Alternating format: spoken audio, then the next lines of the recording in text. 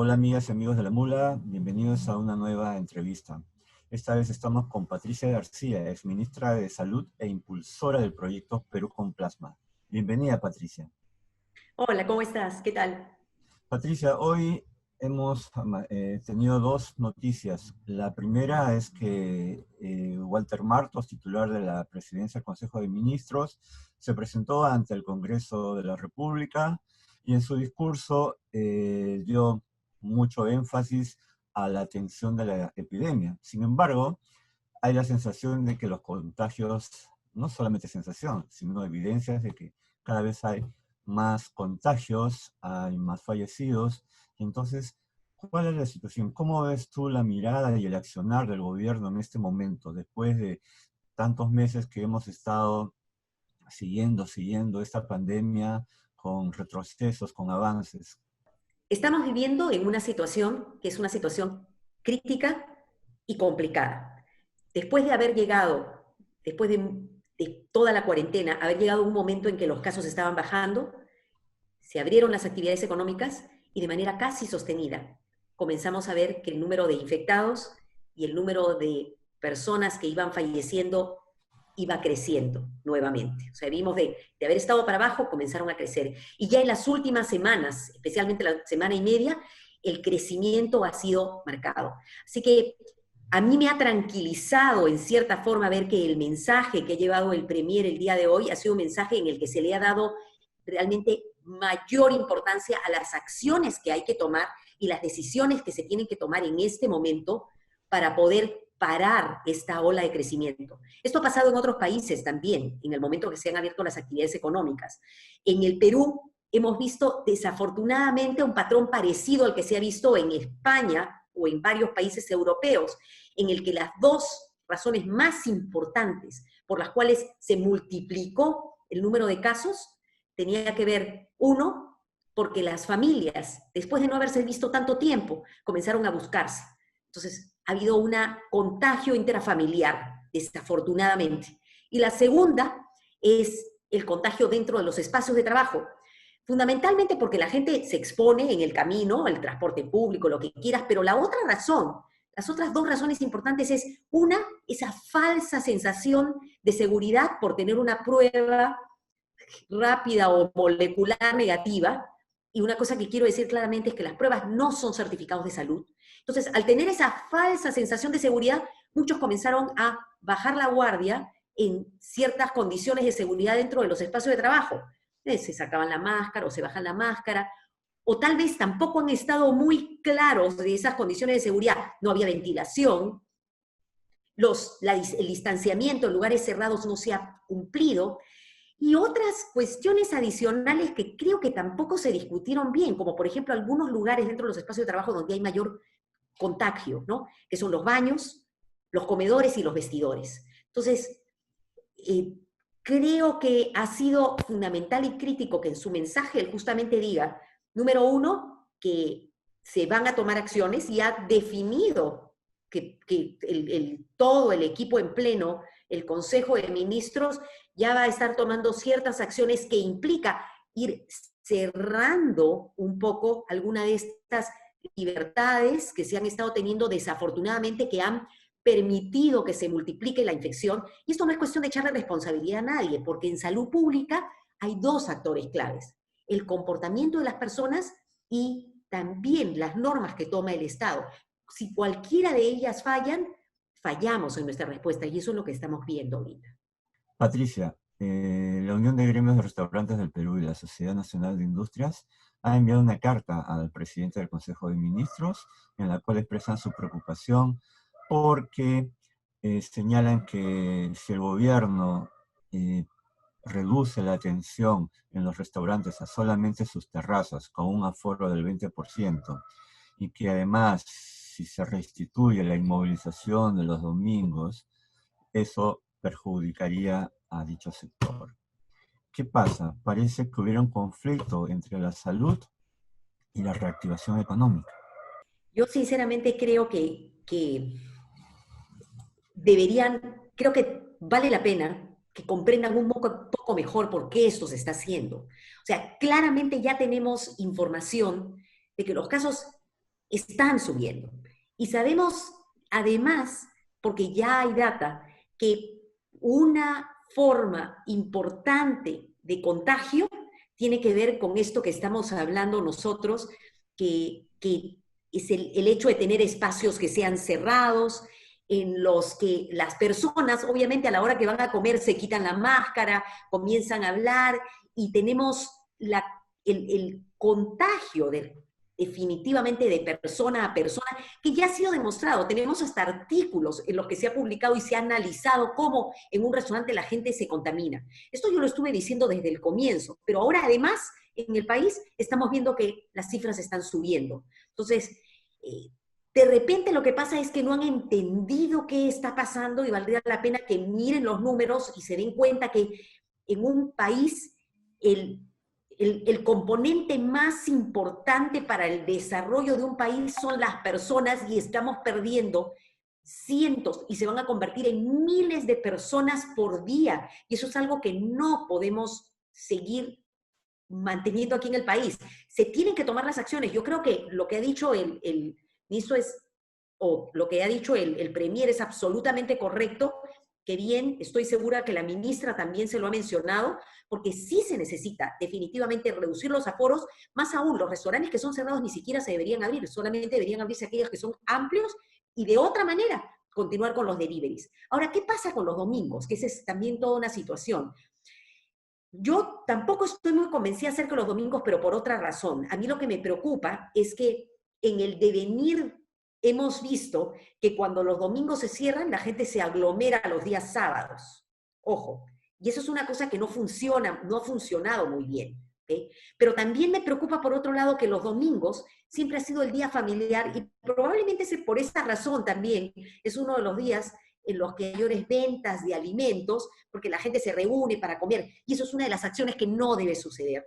Entonces, creo que tal vez tratando de llegar a alguna situación intermedia, va a tener que evaluarse, ya sea el cierre más temprano el día de los domingos, o tratar de ver qué alternativas hay, pero yo haría un llamado a los comerciantes, a los empresarios, para que comprendan la magnitud y la gravedad de lo que está sucediendo y que si no se toman acciones en este momento, no vamos a poder parar esto, porque los números normalmente están desfasados casi 2 semanas. Y si ahorita ya tenemos más muertos por día que en el peor de los momentos de nuestra pandemia, eso significa que solamente se nos vienen días más negros.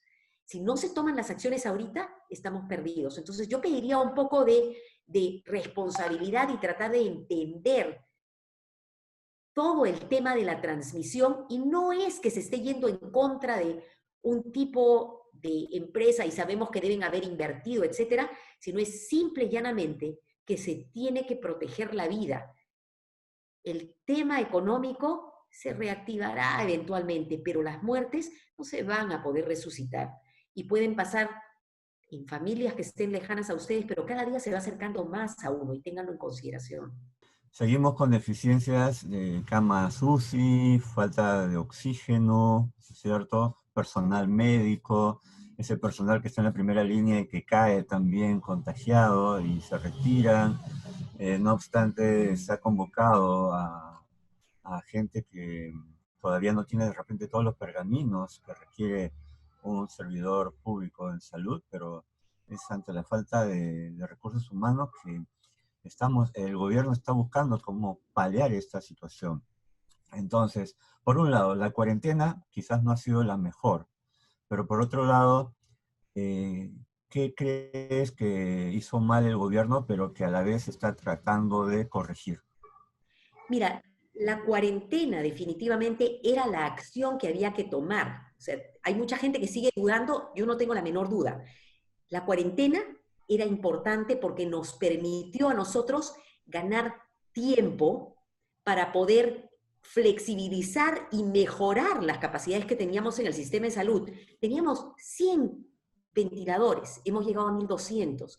Nos permitió aprender un poco más de cómo mejorar el manejo de los pacientes, nos permitió dar algún tipo de digamos, aire, inclusive al profesional de salud que iba cayendo y se iba enfermando.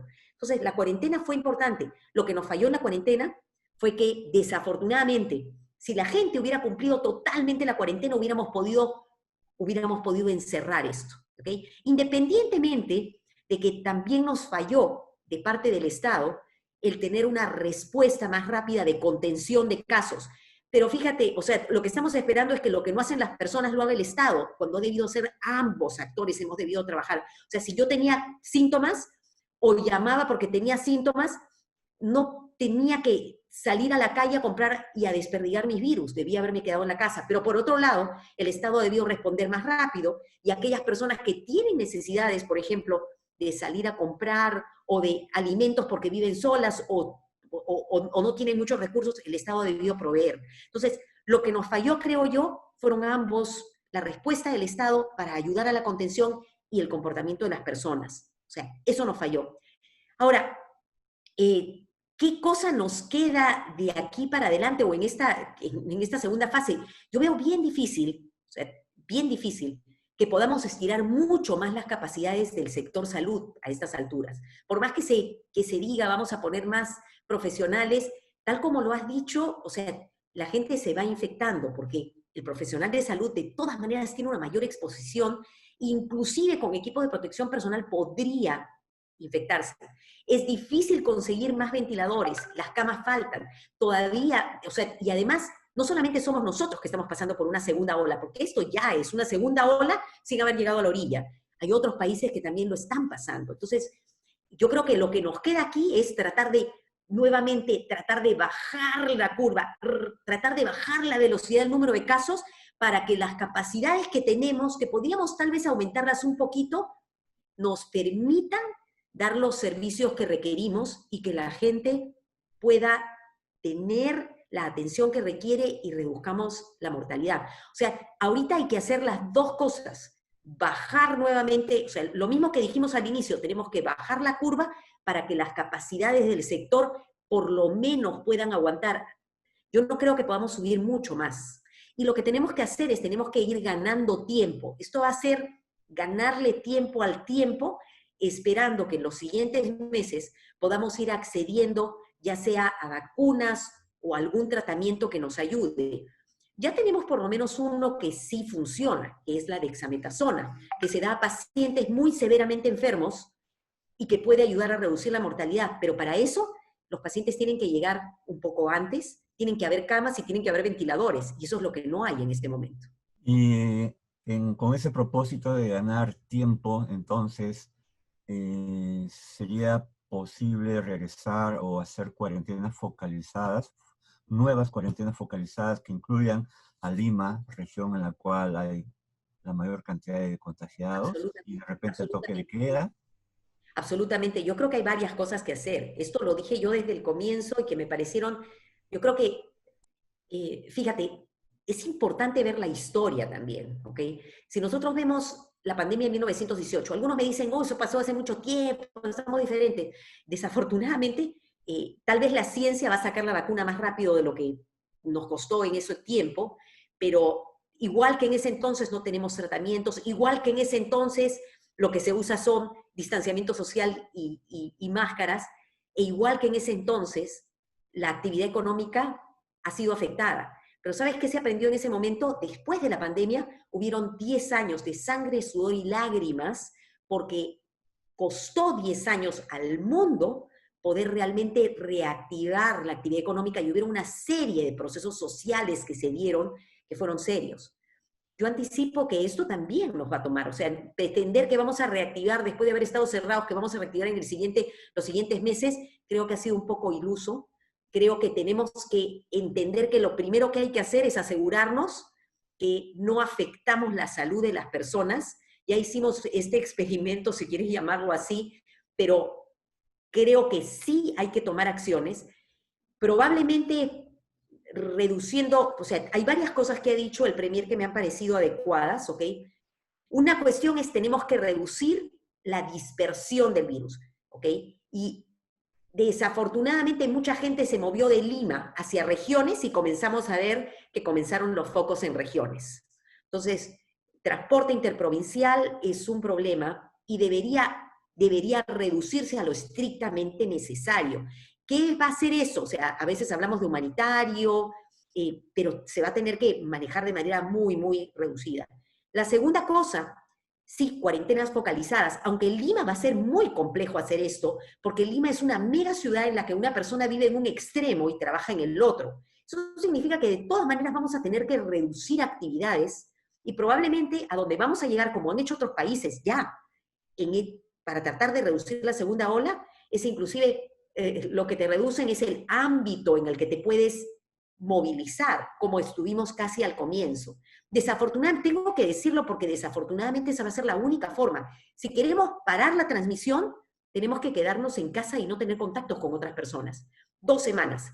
Bien hecho, se podría reducir la transmisión. El problema es que si hay algunos que salen y tienen contacto, de contrabando se escapan, son faltosos, o sea, ahí sí tenemos problemas. Inclusive la gente joven no está entendiendo este concepto y se le ha ocurrido que podría hacer cosas tan locas como las famosas fiestas COVID, en la que tienen su gran fiestón, eso creo que ha pasado en San Juan del Lurigancho, gran fiestón para ver si se infectan. Esto es jugar con la ruleta rusa, pero no solamente por ellos, ¿ok? Inféctense y queden encerrados 14 días y no busquen al hospital ni busquen a los médicos, por favor, porque ahí también los ponen en riesgo. El problema es que están poniendo en riesgo a cada persona. Eso es lo que no están entendiendo. Ese tipo de cosas no deberían pasar, no deberíamos romper de ninguna manera la cuarentena si realmente queremos que esto se acabe. O sea, yo sí creo que vamos a tener que pasar por eso. Pero también hay mucha gente que recurre a los delivery, ¿no es cierto? A la gente que ya no sale a la calle, pero recurre a los delivery, a hacer las peticiones. Ahí también hay un riesgo con los objetos que lleguen por más de que uno desinfecte, o basta esa desinfección para desterrar que entra un virus. Mira, no hay evidencia, a la fecha no hay evidencia de infecciones que se hayan dado a través de paquetes o delivery. No tenemos esa evidencia. Mucho de lo que se ha hablado acerca de que el virus puede quedar en superficies han sido investigaciones que se han hecho dentro de los laboratorios. ¿Ok? De tal manera que la gran mayoría de investigadores están de acuerdo en que el proceso ese del delivery, en el cual las personas reciben su paquete, le echan su spray de alcohol y después se lavan bien las manos, es suficiente. Recordemos que el virus a pesar de lo letal que es y de lo complicado, en realidad es un organismo que lo único que tiene como cubierta es una capa de grasa, de lípidos, con unos pedacitos de proteínas que son las puntitas con las que se pegan, ¿ok? Pero eso se descompone muy rápidamente al contacto del agua y jabón, o sea, del detergente o del alcohol. Entonces, a mí no me preocupa tanto los objetos porque usualmente tampoco sobreviven mucho tiempo en las superficies porque los virus necesitan estar dentro de los seres vivos para poder mantenerse vivos. Los virus no se mantienen vivos sobre superficies inertes por mucho tiempo. Entonces, el riesgo más alto no es porque yo agarro algo de delivery o porque me mandan una caja o un papel. Una buena recomendación es, si ustedes reciben un paquete, déjenlo hasta el día siguiente si no le quieren echar alcohol, y si no echenle alcohol por encima, ábranlo, sáquenlo de adentro y lávense las manos. Esa es la única recomendación. El riesgo más alto es el contacto de persona a persona, porque la persona es el portador del virus. ¿Okay? Y otra cosa, si estás en un lugar cerrado, y eso ya se sabe, existe este proceso de infección a través de aerosoles. O sea, yo que estoy hablando acá, tengo acá una nube de los aerosoles que produce mi respiración, mi boca, y esa nubecita, si estoy en un lugar cerrado en el que no hay ventilación, puede quedarse aquí flotando cuando yo me vaya. Algunos dicen entre 8, 10, 15, hasta 20 minutos.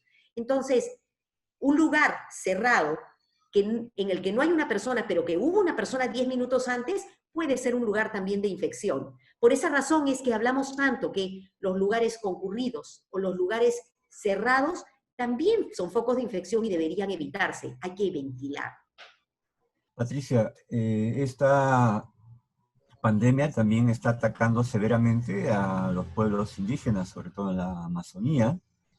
que no obstante haber cerrado sus fronteras, igual el virus ha llegado y con fuerza. Y por un lado sostienen que las medidas del gobierno no han sido eficaces, no han sido las adecuadas, porque también hay una falta de interculturalidad, que los mensajes que se propalaron en lenguas originarias fueron traducidas al español, pero no tuvieron en cuenta la cultura amazónica. Entonces, tu mirada respecto a cómo el gobierno ha actuado respecto de los pueblos indígenas.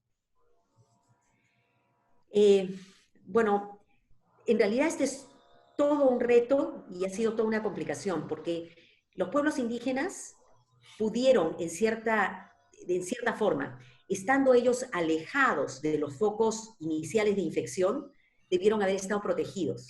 Pero aquí han sucedido dos cosas.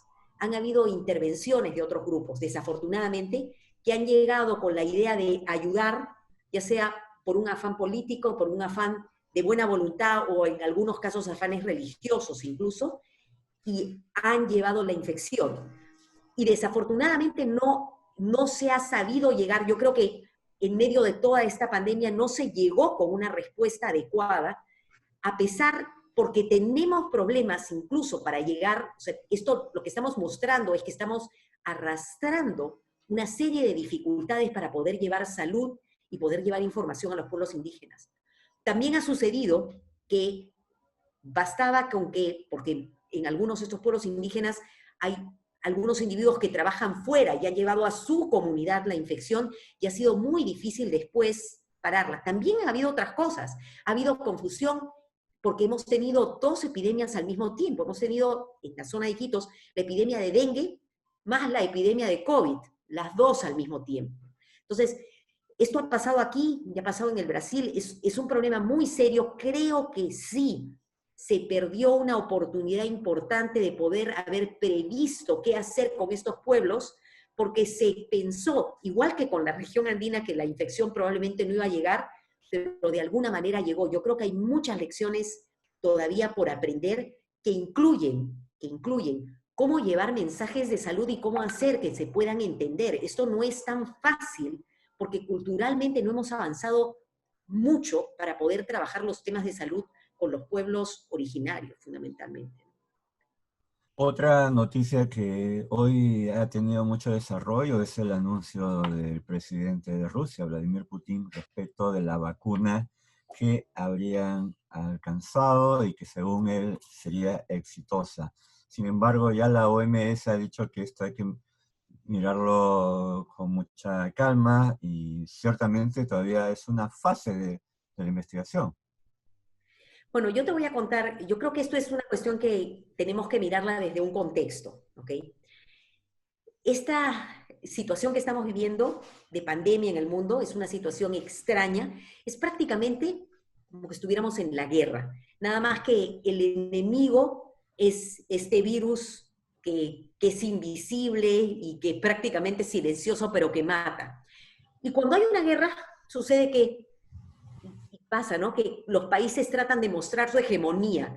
Y lo que está pasando en este momento es que países como Estados Unidos, el Reino Unido, China y ahora Rusia están tratando de mostrar quién tiene más poder y quién va a tener la vacuna primero y quién va a hacerlo.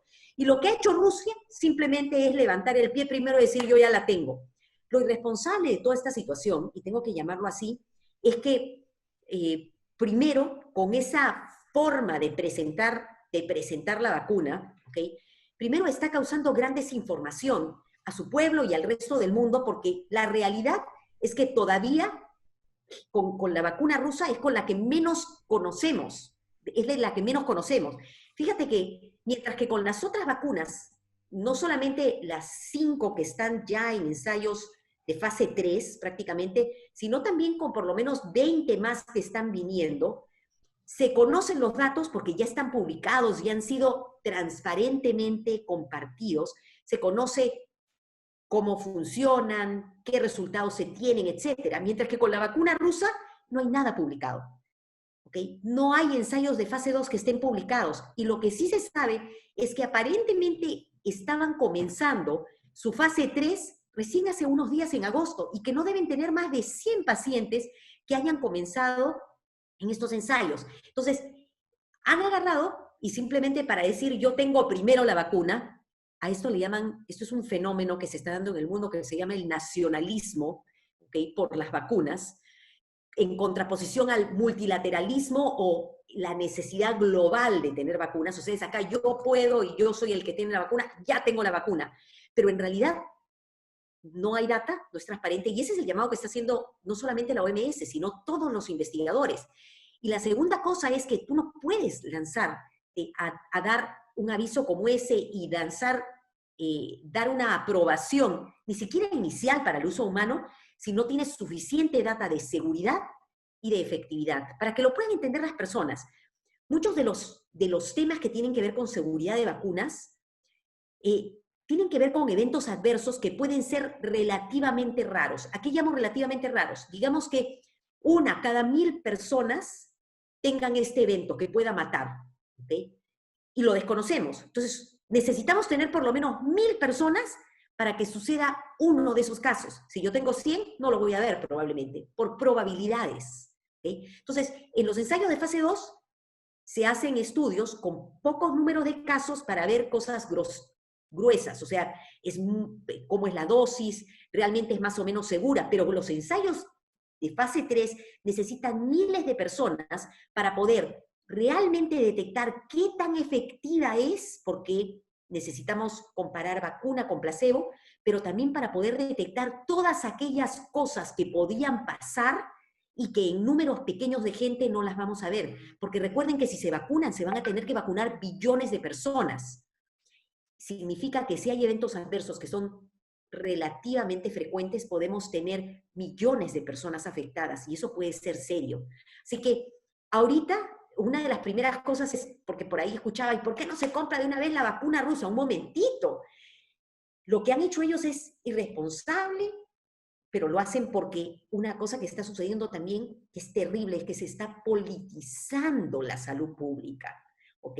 Es qué país da más, quién puede, quién calma a su gente, pero eso no puede ser. Necesitamos estar seguros que si sale una vacuna, primero es realmente efectiva, porque si fuera parcialmente efectiva, lo que se sabe, y esto lo dicen los investigadores también, los que conocen acerca de vacunas, si no es bien efectiva, si es parcialmente efectiva, ¿qué significa eso? Que no me protege en el 90%, sino en el 50%. Entonces, en teoría, eso podría significar que yo puedo tener esa falsa sensación de seguridad y finalmente me infecto. 1, que podría mi cuerpo tener otro tipo de reacciones, que estamos preocupados, esas reacciones hiperinflamatorias, que son las que ahora matan. Entonces, yo creo que este aviso nos ha golpeado a todos. Algunos les ha dado esa falsa sensación de ya lo resolvimos, pero yo creo que no quiero romperles esa ilusión. Lo único que quiero decirles es quiero ponerle los pies sobre la tierra. Es irresponsable lo que han hecho y solamente refleja esta crisis que estamos viviendo, esta situación de guerra en la que están tratando de ver quién es más poderoso, pero tenemos que ser cautos. Necesitamos los ensayos clínicos que se van a hacer de manera bien hecha. Eso sí se está trabajando y se está trabajando a nivel global, ¿okay? Y esperamos tener para diciembre o un poco antes los resultados, pero no podemos mandarnos a simplemente creer en algo porque lo dicen. Y quiero hacer un comentario más porque creo que es importante. Hace un par de meses también Rusia lanzó y dijo que ya tenía la droga para curar el COVID. Y recuerdo que cuando me entrevistaron, yo dije, oye, un momentito, primera cuestión es que esa no es una droga nueva, es una derivación de una droga que ya existe, que no funciona muy bien para influenza, y segundo, que la están produciendo para poder hacer un ensayo clínico. No tienen ni siquiera resultados del ensayo clínico. Dicho y hecho, han pasado 2 meses y no se ha vuelto a escuchar, porque aparentemente no tiene efecto. O sea, creo que no hay suficiente responsabilidad, hay más bien política dentro de esto para poder lanzar mensajes que confunden a sus ciudadanos y al mundo completo. Eso no quita que la vacuna podría ser efectiva, pero ¿sabes qué? Pero hay que mostrarlo y ni siquiera hay transparencia en los datos. Patricia, esta pandemia nos ha hecho ver de que estamos muy lejos de la ciencia y de la tecnología, desde el gobierno hasta el ciudadano. Sin embargo, hay muchos investigadores, científicos que están llevando a cabo con bajos presupuestos diferentes investigaciones, y esto debería de ser apoyado por el gobierno peruano. Sin ciencia no hay presente, sin ciencia no hay futuro. La ciencia es lo único que nos va a sacar de esta pandemia. Y nos va a sacar gracias a las vacunas. Y probablemente nos va a ayudar también gracias a los medicamentos. ¿Okay? Corea es el mejor ejemplo. Ellos pasaron 2 epidemias anteriores también de coronavirus, el SARS y el MERS, y entre una y otra se dieron cuenta que la única forma de estar preparados era invertir en lo que era ciencia y biotecnología. Y eso les ha permitido a ellos manejar mucho mejor que muchos países, por ejemplo, la detección de contactos y el poder controlar el número de casos, el tener pruebas moleculares y pruebas rápidas, que además las están exportando y están permitiéndoles en medio de toda una crisis a ellos tener una economía que más o menos ahí por ahí están dando. Entonces, yo creo que en este momento se habla acerca de lo que están haciendo los científicos con muy poquitos recursos que ha puesto CONCITEC con todo su esfuerzo. Se está haciendo mucho porque capacidades tenemos. Incluso tengo que decirte, o sea, estamos haciendo cosas que en otra oportunidad no se ha podido hacer, como hacer ensayos clínicos en todo el país con profesionales que además de estar luchando contra la pandemia, están haciendo investigación con la idea de tener resultados que puedan servir para mejorar la salud de las personas. O sea, se están haciendo cosas impresionantes con poquísimos recursos, pero si bien eso es importante, creo que esto nos debería llevar a la reflexión de que se necesita invertir en ciencia y tecnología, pero no solamente invertir recursos, sino también hacer un reconocimiento de que la ciencia y la tecnología y los que trabajan en ciencia y tecnología están haciendo algo que es importante por el país.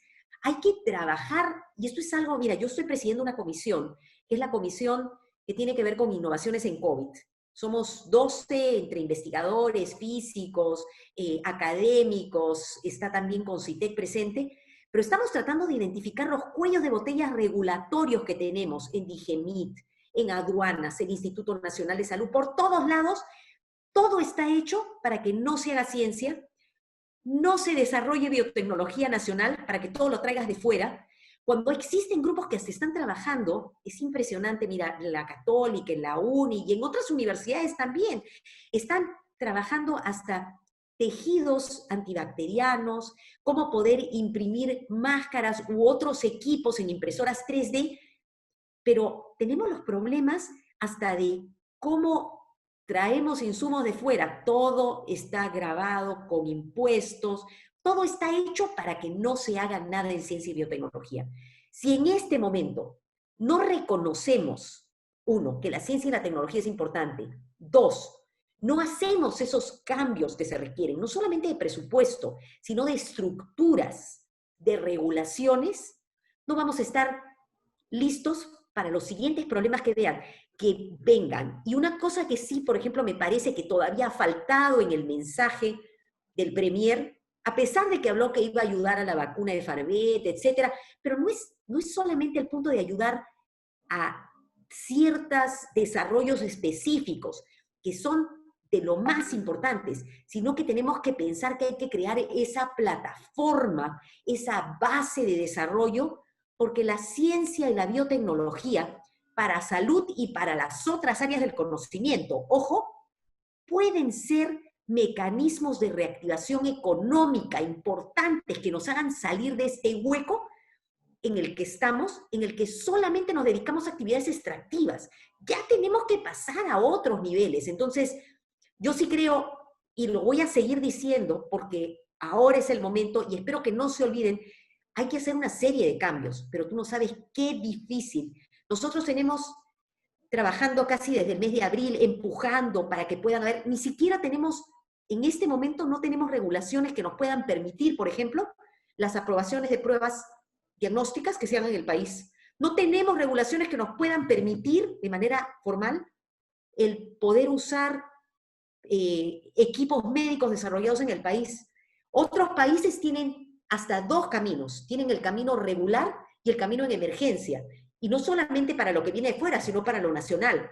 Aquí solamente tenemos un solo camino y para lo que viene de fuera. Estamos tratando de apoyar, pero es tan difícil. Entonces yo creo que se necesita entender esto desde el más alto nivel, ojalá que sea desde el presidente, y no es solamente porque por ahí el presidente en algún momento captó medio la idea y dijo, vamos a poner más dinero al Instituto Nacional de Salud. Perdónenme, el Instituto Nacional de Salud es un ente estatal que, si bien hace un poco de investigación, realmente su función es servir como, porque tiene varios centros, a diferentes aspectos de la salud pública, pero la investigación las hacen los institutos que están designados o que están dedicados a trabajar en investigación y el área académica. Y para ellos no hay financiamiento y no hay mecanismos de reconocimiento. Se ha avanzado un poco con CONCITEC, pero es más o menos, ¿sabes qué? Ser investigador en este país es casi un hobby, porque tú tienes que hacer algo, dedicarte, enseñar, hacer una serie de cosas y además hacer investigación, y eso no debería ser. Entonces, tenemos que seriamente apoyar el tema de la investigación de otra manera. Desarrollo de ciencia y biotecnología son claves para poder avanzar, para responder a esta pandemia y a las que vengan.